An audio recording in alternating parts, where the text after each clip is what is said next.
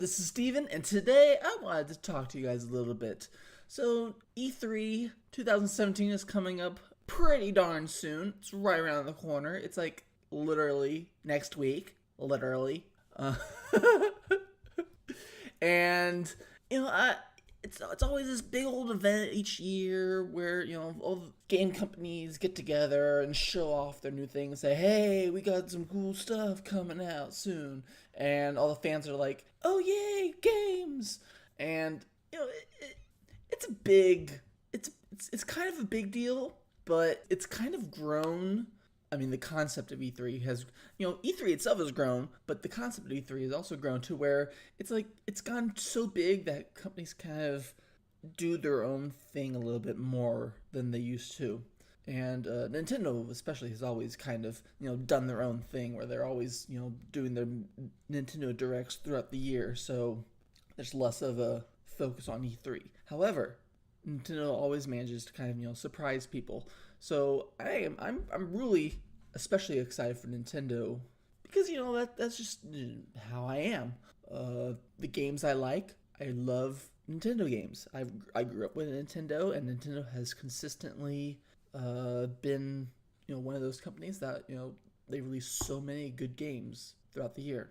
And so that's one thing. And they kind of keep things relatively secret, so there's not much known about what Nintendo's going to do at E3 this year. But we know that they're going to be showing some Splatoon 2 because that's coming out like next month, and then Super Mario Odyssey is going to be coming out later this year. So those are going to be big focuses, surely, by Nintendo. And so that's going to be something worth keeping an eye on. And then, of course, there's been the rumors about the Mario Rabbids crossover.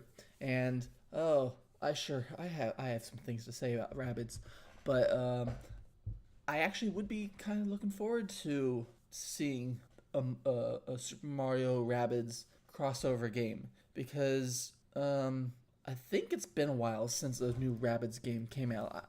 I'm gonna Google that real quick. Rabbids game, Wikipedia. Ooh, Raving Rabbids came out in 2006. Wow, it's like 11 years ago. Holy moly! Games 2000. Oh my gosh, they've pretty much consistently released a new game every year. Holy cow! Rabbids Crazy Rush. What is that? Oh, it's the mobile game. Okay. So yeah, I mean, that just goes to show how much I disconnected my mind from the Rabbids scene. But man, when Rayman Raving Rabbids first came out, and that was such a good game. I enjoyed it so much. But yeah, I think Ubisoft really oversaturated the Rabbids market. And it's kind of like how Minions from Despicable Me, that's kind of the path that they're going down too. It's where it's like it's good in limited quantities as part of another thing, but when you try to make a whole thing focused just on that, it loses the joke gets tiring fast.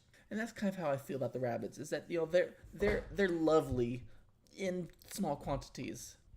So I'm thinking, the Mario with the Rabbids crossover would give the Rabbids that balance that they need to have, the nonsense, over the top, goofy antics of the Rabbids with more of the grounded gameplay of Mario. So that's something to look forward to. That's really something that I'm expecting.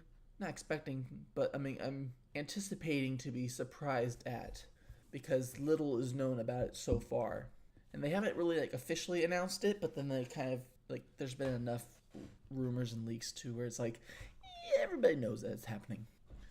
Let's see, what else do we have coming out? Last E3, was it last E3 that Bethesda kind of hinted at the Fallout 4 VR? Man, that'd be really cool. There's been the VR is a lot of fun, but also can be a bit much. Like it can be kind of tiring after an hour or two. So your game sessions tend to be really short, and a game like Fallout, I don't think that that'd be a game that you'd want to play for such short sessions. Fallout is a game where you get in there and you play long sessions of and so Fallout in VR would have to be very deliberately tuned to that kind of mindset where you're getting in there and you're going to be playing for an hour and you are able to get out easily.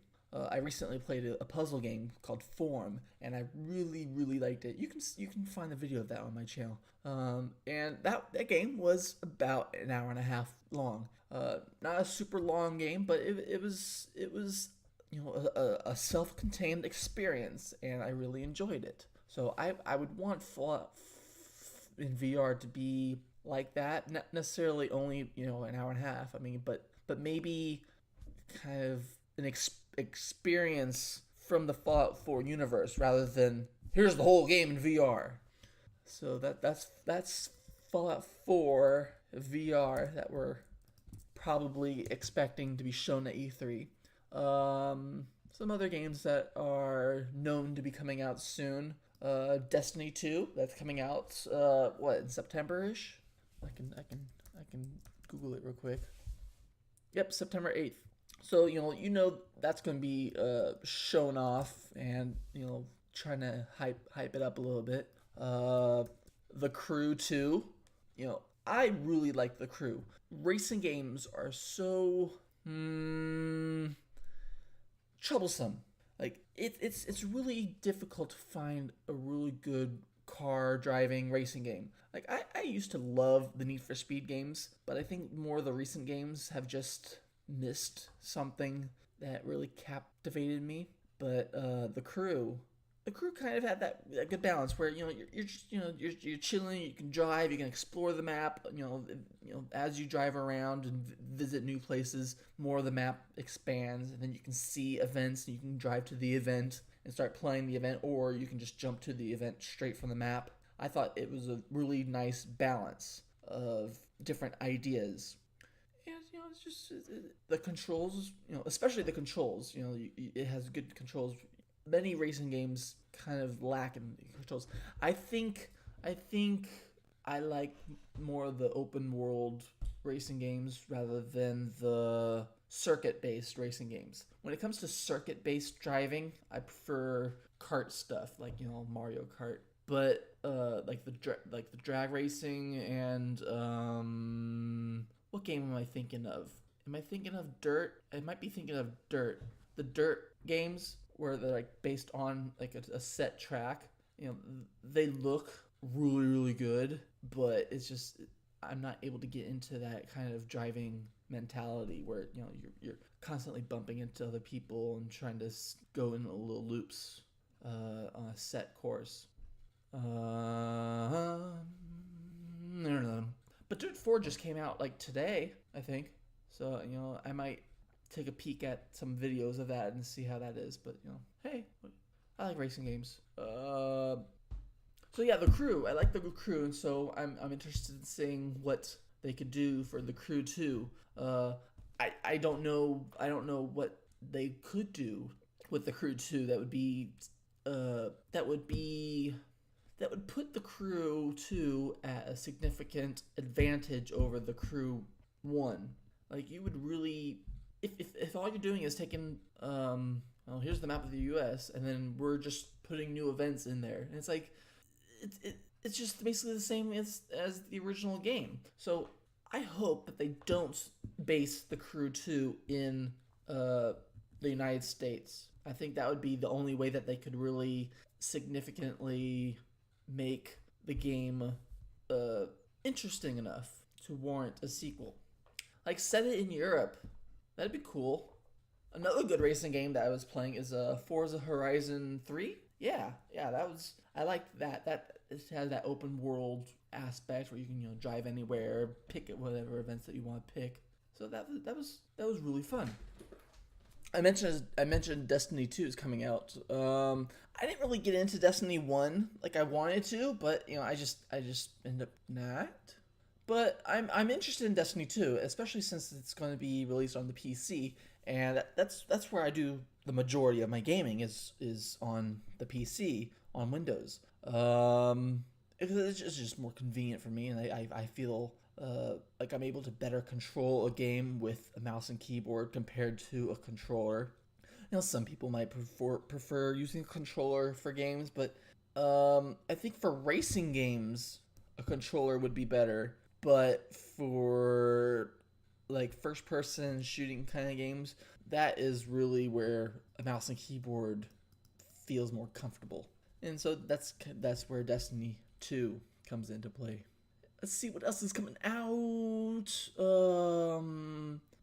Was it last E3 that they said Spider-Man for the PlayStation 4?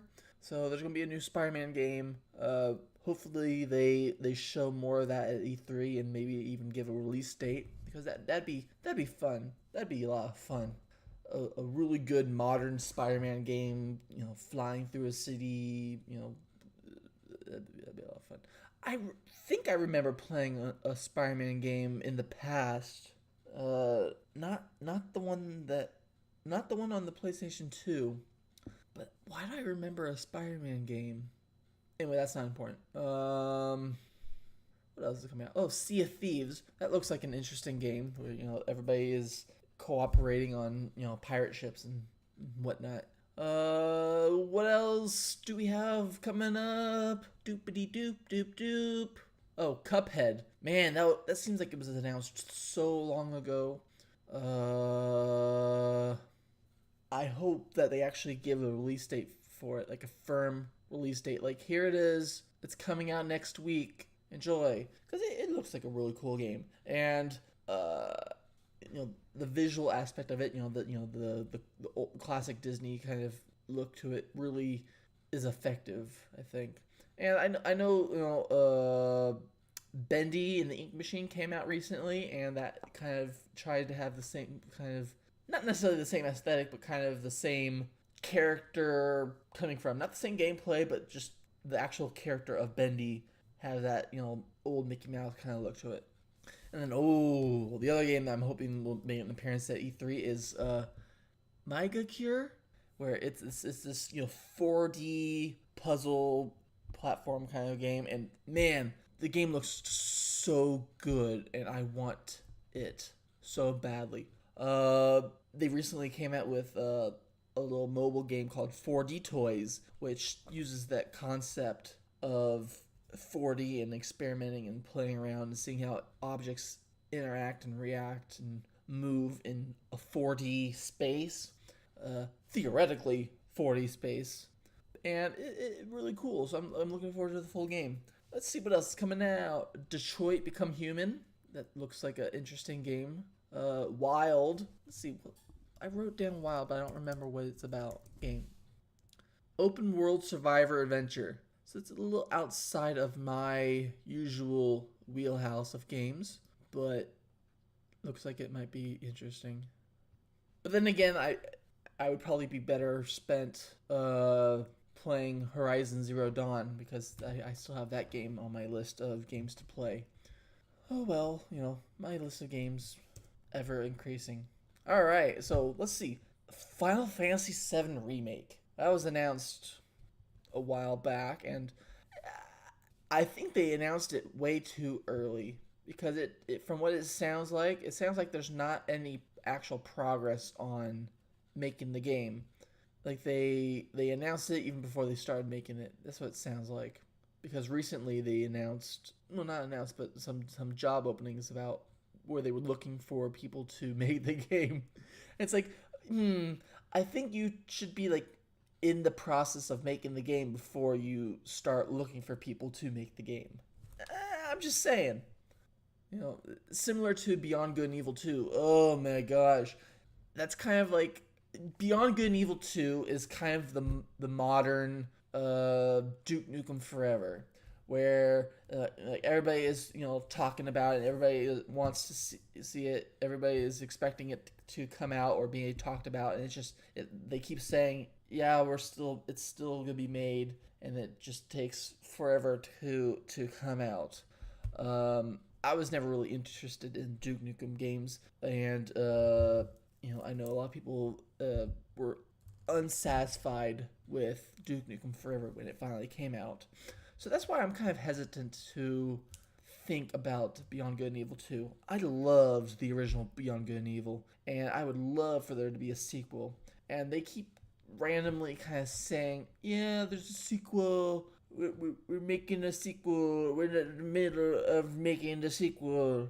But there's not been actual anything shown about it. Any like substantial news, information, substance. So are we going to see anything about Beyond Good and Evil 2 at E3? Maybe. Probably not. Won't get your hopes up for it.